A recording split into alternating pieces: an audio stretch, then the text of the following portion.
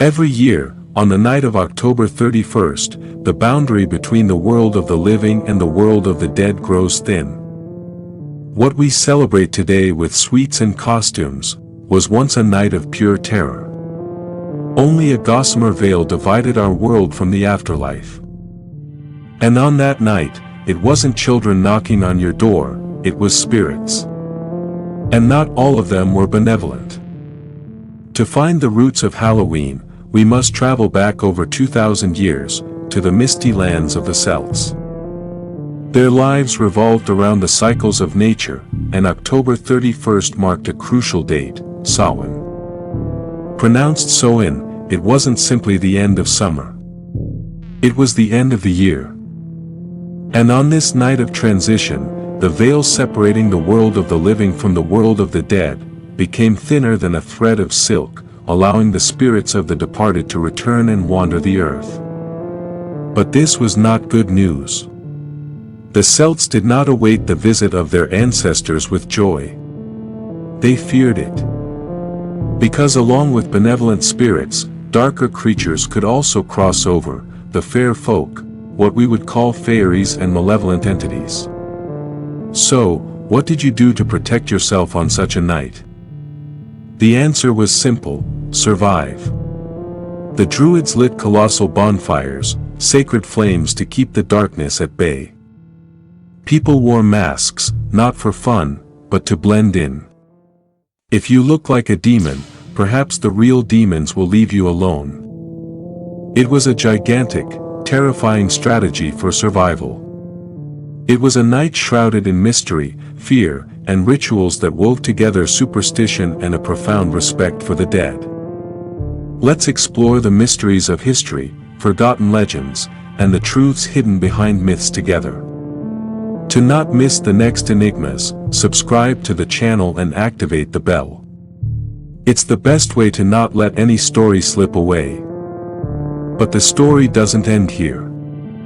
As Christianity advanced, Rome faced a thorny problem: how to uproot a pagan tradition so deeply ingrained. The answer wasn't a frontal assault, it was an operation of absorption. A brilliant, and perhaps desperate, attempt to baptize the darkness. Pope Boniface IV, and later Pope Gregory III, moved the Feast of All Saints, or All Hallows Day, from May 13th to November 1st. The calculation was precise: to superimpose a Christian celebration onto a pagan rite. The day before All Saints thus became All Hallows Eve. It is in this fusion that the name is born. All Hallows Eve was contracted over centuries in common language. It abbreviated into Halloween and, with the passing of time, crystallized into a single, potent word, Halloween. But the true masterstroke was that the pagan traditions didn't die. They simply disguised themselves as Christian customs, just as we today disguise ourselves as ghosts and witches. The ancient fear of spirits transformed into the practice of souling. The poor would go door to door on All Saints' Day, offering prayers for the family's deceased in exchange for small cakes called soul cakes. Sound familiar? And the frightening masks to confuse the spirits? They became the practice of mumming, or guising, where people masked themselves and went from house to house, singing or reciting poems in exchange for food. Trick-or-treating is the echo of an ancient negotiation with the spirit world, survived for millennia, only the currency has changed, from prayers to candy. And these weren't the only traditions to change their face. Think of the costumes. For the Celts, those masks and cloaks weren't mere amusement. They were a tool of defense, a camouflage to confuse malevolent spirits and render themselves invisible to the dangers of the gloom. Even today, beneath the fake smiles and plastic masks, that ancient, primal instinct for protection echoes. And the black cats? The flickering candles inside the pumpkins? They are all pieces of the same mosaic. Symbols of superstition and omens that have their roots in a time when every shadow could hide an unseen threat. Even the custom of decorating homes and cemeteries is a distant echo of the need to honor and, in some way, appease those who are no longer here, on a night when they were believed to be closer than ever. If you think Halloween is just a children's holiday, look at it once more. Every symbol, every piece of candy, every mask hides centuries of legends and mysteries.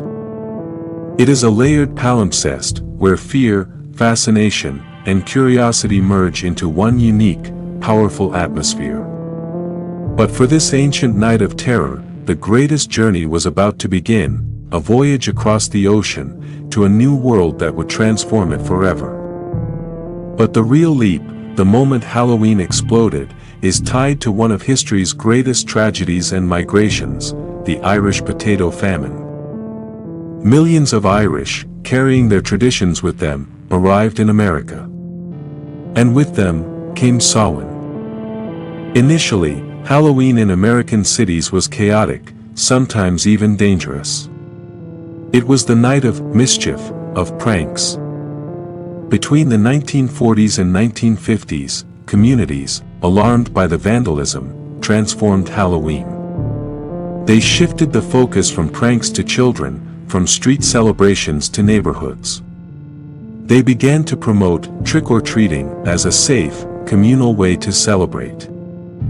And so, the night the Celts feared, became a night of fun, but its dark roots were never truly gone. Why does Halloween still captivate us? Because beneath the surface of the candy, stories survive that touch our deepest fears. Stories like that of the pumpkin, the universal symbol.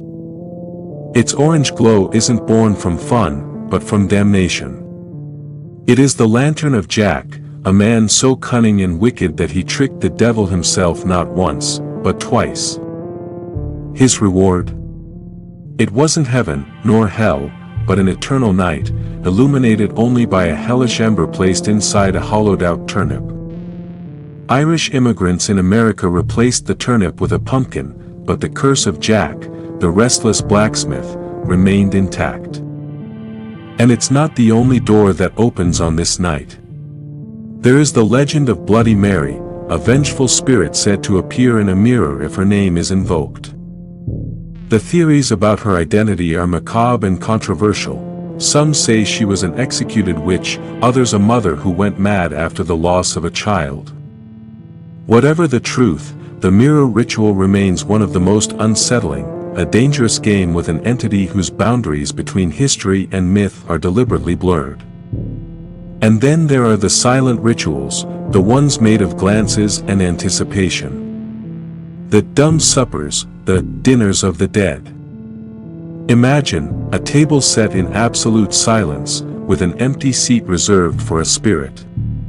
It was a divination practice, especially for young women, who sought to attract the shadow of their future husband, or whatever else might decide to sit in that chair. Not a party, but a psychic experience, an open invitation to the other side that few today would have the courage to repeat. These are not mere fairy tales. They are the dark heritage of Halloween, stories of violated boundaries and dangerous pacts that continue to live on, every time you light a candle inside a pumpkin or dare to gaze into a mirror in the dark.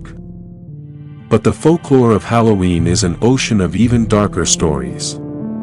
In Ireland and Scotland, they didn't just speak of benevolent spirits, but of wandering creatures and ghosts that took advantage of the night to frighten humans. Tales were told of souls trapped between worlds, bound by a desire for companionship, or for revenge. Houses that, on this night, stirred with invisible and sinister presences. This fear wasn't confined to the Celtic Isles. Throughout medieval Europe, Halloween was considered the most dangerous night of the year. Walking alone meant risking being followed by malignant shadows. For protection, the great bonfires weren't enough, talismans were scattered, incantations were recited. Some communities went so far as to perform genuine macabre rites to placate the most restless souls. What makes us shiver today as a legend was, for centuries, a terrible, concrete fear that shaped people's lives. And it is astounding how this aura of danger has been handed down, mutating but never vanishing. Even today, in the heart of the modern era, recordings of unexplained phenomena and strange sightings multiply precisely on Halloween night. Many swear that in those hours the rules of the real world grow soft, and that which is normally hidden finds the strength to emerge. It is precisely this indestructible aura of mystery and imminent peril that makes Halloween so profoundly fascinating. It is the black thread that binds raw history to superstition, and ancient legends to our most modern fears. And finally, the modern fears, the urban legends of poison candy. They were never truly proven, but they spread like a virus, demonstrating that even today, in our hyper-connected world, Halloween night retains its aura of imminent danger. It is a terror that renews itself, taking on the guise of our contemporary anxieties. Today, Halloween has transcended every border, becoming a global phenomenon that blends fun, creativity, and that same, ancestral, pinch of fear. In the United States, it is a spectacle without equal. Entire neighborhoods transform into cinematic sets, with decorations so elaborate they put horror movie sets to shame. Houses that, for one night, no longer fear the monsters, become the monsters. But Halloween is no longer just a children's holiday. It is a rite of passage for teenagers, a canvas for adult creativity, an industry. It is in costume parties, in pumpkin carving contests that are true works of art, and in theme parks that, every year, build terrifying attractions for millions of the brave. And the virus has spread across the entire world. From Japan, which has made it its own with a unique aesthetic, to Europe, which has rediscovered its Celtic roots with a new spirit. October 31st is now a universal language, that of disguise, of fantasy, but with its ancient roots always ready to resurface. And so, between laughter and a piece of candy, between a glowing pumpkin and a billion-dollar movie costume, that sense of wonder and unease remains intact. That same question the Celts asked around the bonfire, and that we, deep down, still carry within us: what truly happens when darkness falls and the shadows seem to come to life? But beyond the mainstream celebrations, Halloween hides macabre traditions that few know. Take Europe. In some regions of Germany, tradition dictates that all knives be hidden in the house, to protect oneself from spirits who might use them. In some parts of Spain, they still make the so-called bones of the saints, pastries shaped like, well, you get the idea. They are the tasty evolution of ancient and darker propitiatory rites. And as for modern oddities, today, a simple pumpkin is no longer enough. There are genuine horror celebrities who transform their homes into thrill attractions for thousands of visitors, spending fortunes on special effects and frightening animatronics. Some compete for the record of the heaviest pumpkin, only to carve it with the precision of a surgeon. And then there are the accounts, the ones that never make it into the papers, but circulate online and among communities of mystery enthusiasts. And then there are the accounts, the ones that never make it into the papers, but circulate online and among communities of mystery enthusiasts. Amateur videos showing what appears to be a shadow detaching from a wall, or an ethereal figure appearing among dead leaves in a garden. These are the modern chills, the proof that, for many, Halloween is not just make-believe. Because, in the end, this is its timeless allure. It is the one night of the year when we all agree to let legend knock on our door. And sometimes, legend knocks louder than expected. From the sacred bonfires of the Celts to the lit pumpkins in our gardens, from the masks meant to scare spirits to the costumes meant to conquer likes on social media, the red thread has never been broken. Halloween was never just a holiday. It is a reflection. It is the echo of an ancient fear reverberating through the millennia. It is our modern, safe, and sugar-coated way of gazing into the darkness and laughing at it. It is the genetic memory of a night when the world changed, when winter represented death, and the only defense was a bonfire, a mask, and the community. Today, our masks are plastic, our bonfires are light bulbs, but the community is still there, knocking at your door. Because in the end, Halloween is the greatest, most frightening, and most wonderful collective exorcism humanity has ever invented. Now it's your turn. What is the legend, tradition, or fear of Halloween that fascinates you the most? Write it in the comments. And if you enjoyed this video, share it with someone you'd never play a trick on. Until the next adventure into the unknown.